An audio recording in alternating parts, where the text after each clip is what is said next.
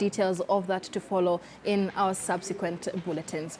Let's move on now to our newsroom conversation, and in studio with us we have journalist Eric Latif, as well as Koki Cheng, who is a journalism lecturer at the United States International University. Many thanks for joining us. Good morning. So a lot has been going on in the media this week, so to speak, and the biggest story has been the nurses' strike and another stalemate there in the health sector. Today's the third day of the nurses' strike, and the bigger question is whether we learnt anything from the doctors' strike, because there's a lot of similarities in how that's going on. But Latif, do you feel that the media has come out to articulate the issues surrounding this nurses' CBA well enough to the public? Well, not well enough. I think among the lessons that I think the media did not learn from the doctor strike is reading the signs. As soon as the nurses declared that they wanted to go on strike and they issued their notice, and as they kept saying, you know, our strike is going to come, the media did not actually pick this up as a big thing. So I do not feel that the media actually highlighted those issues before the strike began, because that's what should have happened. Just before the strike began, this is what's going to happen. We are counting down 3 days to the strike, 2 days to the strike, 1 day to strike. What are the issues? What's happening? I don't think we did that, because if that had been done, then people would not be talking about trying to digest the issues now. We'd have already digested the issues before the strike began, and I think that we did not get to digest the issues before the strike began. Now what you're trying to do is trying to catch up with the story. So the COG is meeting, Sarah Serem is blaming the COG, or the Treasury is blaming the COG or Sarah Serem. Those issues should not have been highlighted now. Actually, what we should be doing is analyzing the issues and saying, Sarah Serem says this, however, the actual issue is here. And that's what I think we should be doing. Yeah, Koke, do you agree that we're trying to play catch-up? Because even looking at the headline on the Daily Nation this morning, it is the nurses on strike, or more deaths as nurses on strike, or nurses dance on the streets as people die. So in terms of just painting the situation as it is, are we sensationalizing it? I think at the end of the day, where does the story die? Does it die when the strike ends, or does it continue to see whether the story looks at implementation and whether this implementation is being followed through as agreed by all parties? That way you hold those who are responsible accountable for what they're supposed to do.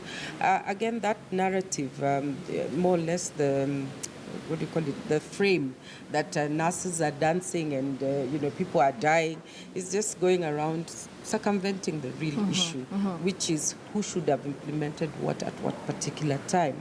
In spite of empathy for the situation in the hospitals, I think it's important that the media also realizes that stories don't die until conclusion, so that we don't still have these problems emerging every other time. And I also feel like if the media had done what Latif said, giving that countdown, 3 days, 4 days, we wouldn't have the stories we're seeing in the media today.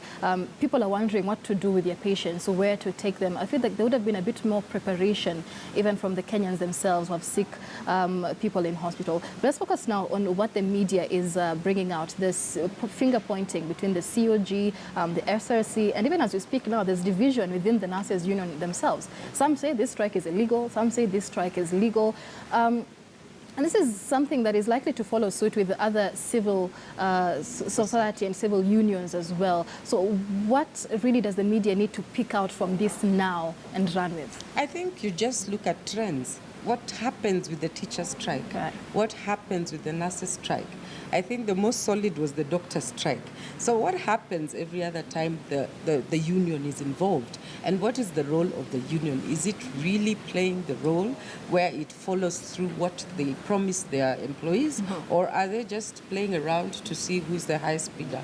And to, I mean, more or less to get a deal out of it. Right. I mean, Eric, as we see right now, COG says it's SRC, SRC says it's COG. So we're all just looking back and forth and wondering, so who is really accountable? That game is always bound to play. First of all, you'll always have forces that are trying to divide the union, who are on strike, to try and show, you know, you guys are a minority, so the majority are back to work. That's always going to be there. Then the kind of cat and mouse games and the blame games that we are seeing between the national government and the county governments, that I think that needs to be highlighted, because it needs to be very clear whose responsibility is it to actually ensure that nurses are back to work, to implement a CBA. Is it Sarah Serem? Is it the National Treasury, or is it the Council of Governors and the individual governors on the ground? Who should actually be implementing this? I think those are the issues that we need to highlight. Not just saying that Sarah Serem blames COG, and then COG comes and says, COG says, no, it's Sarah Serem who did not do ABCD. Where is the truth? Maybe that's where the point should come to be, that, even as we say that this is what's happening, we come up and say, but this is actually the position. Right. It always appears to me that we never seem to know the position, and yet we are the ones who are supposed to be informing the public. So if you actually don't know the position, or you know the position but you're discussing it among yourselves in the newsroom and saying, this is actually the position, right, but you don't tell the public, then we're not serving the purpose. Right, and even just that accountability. But Koki, especially being a lecturer of communications, the trend in Kenya seems to be we move with the big story of the day. So when the nurses' strike ended, or when it was called off and the CBA was drafted, we left it and went to the next big story. But that's just how media is. It's about the scoop. So how do we cultivate that culture of still following up on a story, even when it's not going on air, because you're following up till the day it becomes a big story?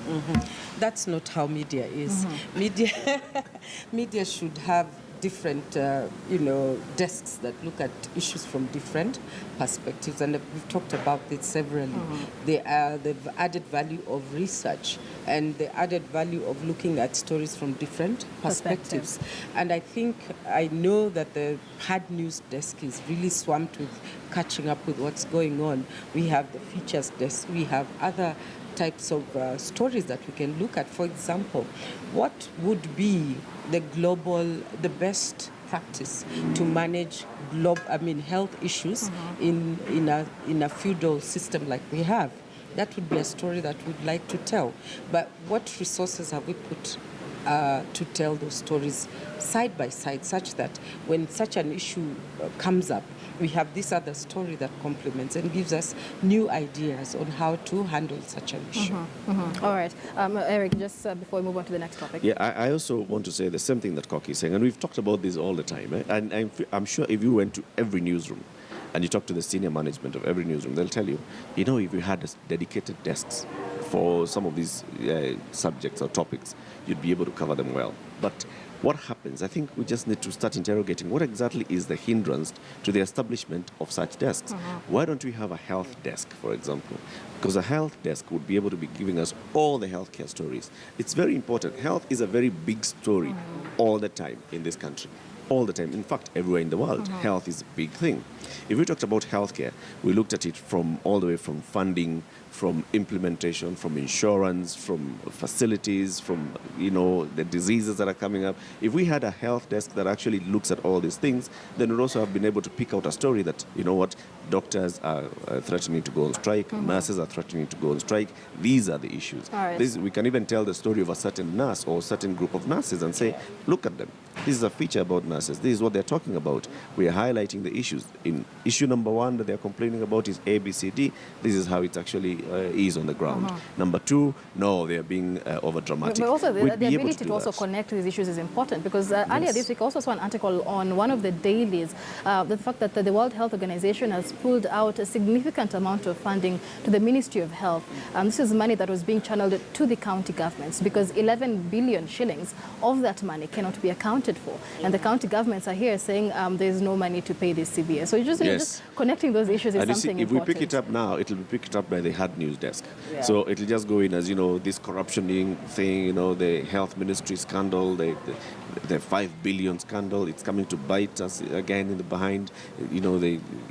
All the other donor agencies are pulling out, and then the story ends there. From the national government where being else corrupt. is the story supposed to go? Because even just looking at social media, many times Kenyans follow the conversations we have, but they say, so after that conversation in studio, then what?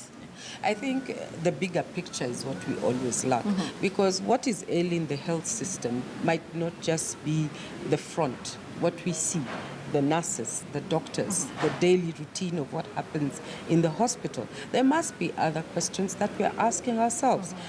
How is our health system financed? And if it is financed in a certain manner, how does it affect the way it operates? So there are broader issues that you want to bring to light Yes, you have no time, you're busy with the hard news, but there should be some people behind the scenes, even on social media, just dedicating that discussion as to what is the trend, what is new, what are people who are experts from other countries or even internally proposing, and how can these be implemented? Because again, media